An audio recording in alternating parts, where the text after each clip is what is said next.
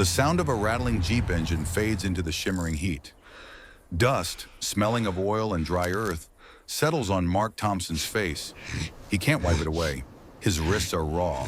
The coarse rope digs into skin already blistered by the 40 degrees Celsius sun.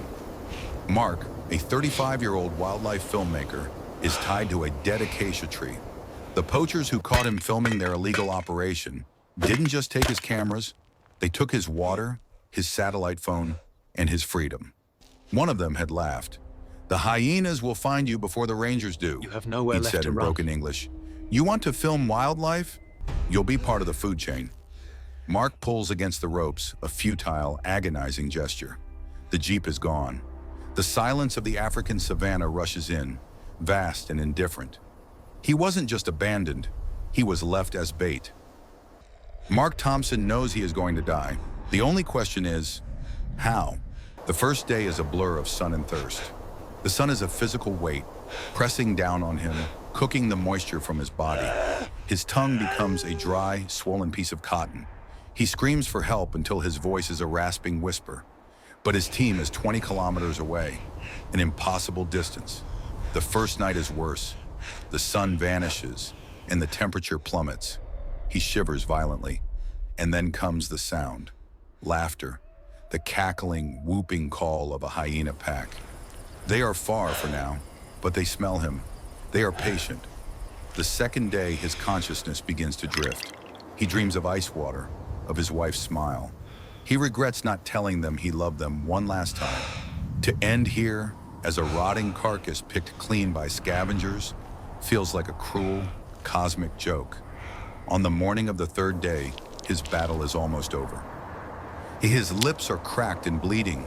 He can no longer feel his hands. He closes his eyes. "I'm sorry," he whispers to no one. That's when he hears it. Not the light footsteps of a hyena. This is heavy, deliberate. Each footfall vibrates through the ground. Mark's eyes snap open. His heart, which felt like it was stopping, suddenly hammers against his ribs. It emerges from the tall grass, not 10 meters away. A massive male lion, standing over a meter tall at the shoulder, its mane a thick, dark wreath. This is no zoo animal. This is the apex predator, the majestic, terrifying king of the savannah. Mark stops breathing. This is it. A lion in the wild is dangerous enough, but tied up, unable to move. He is a free meal, but something is wrong. The lion doesn't charge. It doesn't roar. It stops a few meters away and just stares. It tilts its head, its amber eyes fixed on him. There is no hunger in that gaze, no hostility, just curiosity. The lion approaches slowly, very slowly. Mark clenches his eyes shut, bracing for the inevitable. This is really the end, but the attack never comes. When he opens his eyes, the lion is standing right in front of him. It's not looking at Mark's face. It's looking at the ropes binding his wrists. It sniffs them, and then a low, rumbling growl vibrates in his chest. But the growl isn't directed at Mark. It's an angry sound, directed at the ropes. And that's when Mark sees it, on the lion's left front leg, just above the paw. An old scar, pale and jagged against its tawny fur. The unmistakable mark of a poacher's snare. Suddenly, Mark is no longer at the tree. His mind floods with a memory from 2 years ago. He was filming when his guide spotted it. A young male lion, barely more than an adolescent, lying weak in a dried-out riverbed. A poacher's steel trap was clamped tight on its leg. The wound was festering, black with infection. The lion was dying. Mark's team had argued.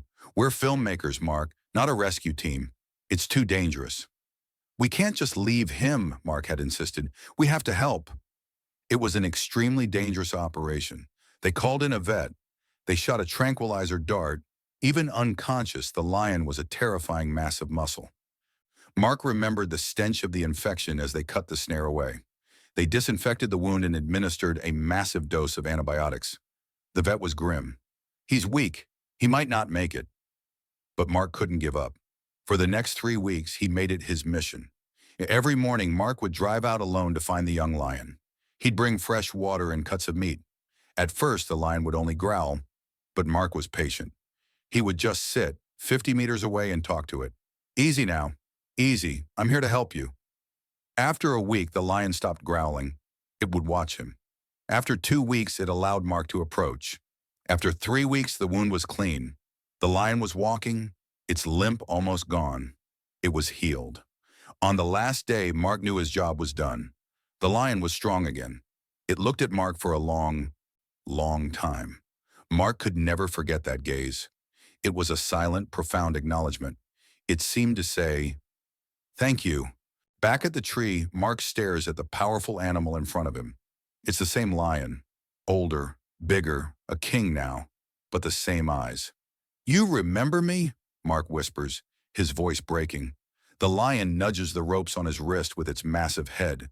It growls again, a sound of deep frustration. It knows these ropes are the problem.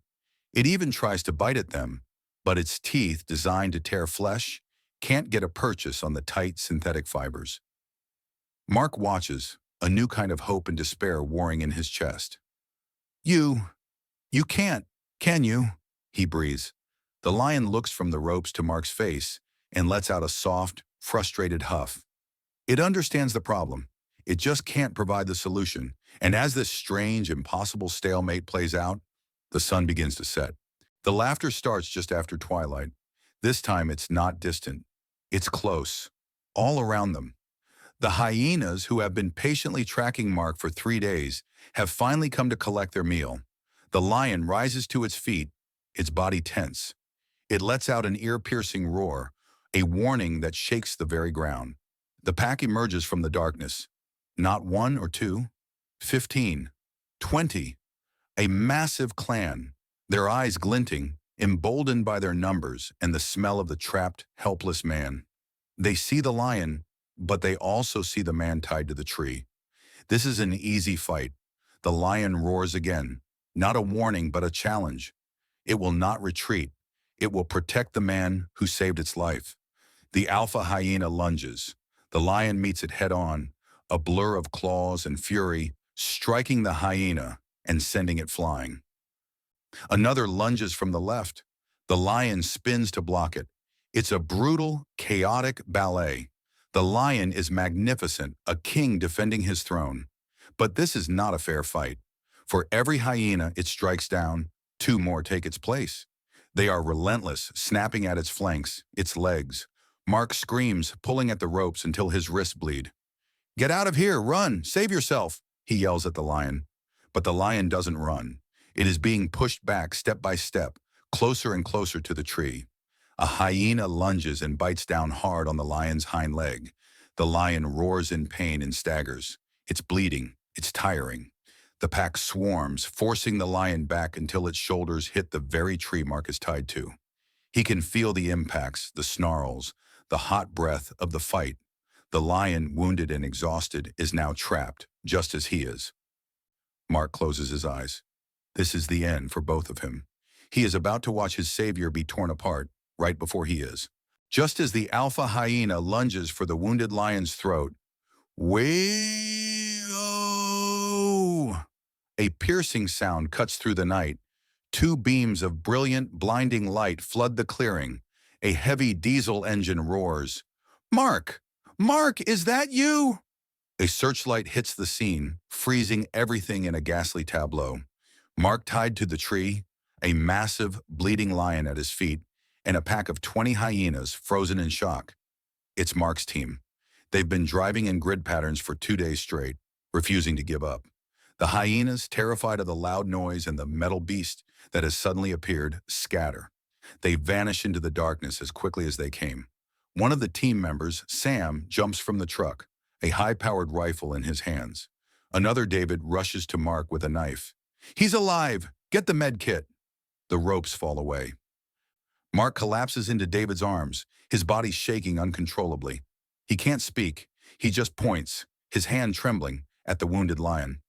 Don't hurt him," Mark chokes out. He saved me."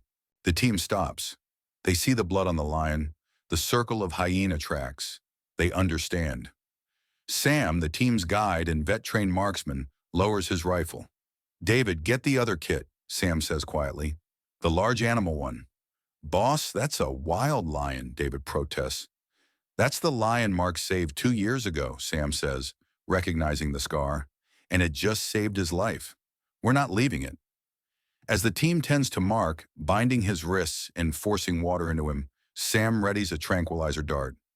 Easy, old friend, he murmurs. This is just to help you sleep, just like last time. The dart flies true. The lion's eyes close. For the next hour, in the glow of the truck's headlights, an impossible scene unfolds. Mark's team works to save the lion. They clean its wounds, stitch the deep gashes, and give it a powerful shot of antibiotics. Dawn is breaking when the lion begins to stir. Mark, wrapped in a thermal blanket, refuses to get in the truck. He sits on the ground 20 feet away. The lion wakes up. It sees the humans. It sees Mark. It stands, wincing slightly. It is healed. The lion looks at Mark. Mark looks back. No words are needed. The debt is paid. The circle is complete. The lion gives one last long look at the man it saved. Then slowly, majestically, it turns. It doesn't look back. It disappears into the tall grass, vanishing with the morning sunrise. Mark is finally helped into the truck. As they drive away back to safety, Sam puts a hand on his shoulder. The bond, Mark. It's real. Kindness is a language that transcends species. Love needs no words, and a debt of life is never, ever forgotten. If this story touched your heart, please subscribe to our channel. We will be back with more incredible stories.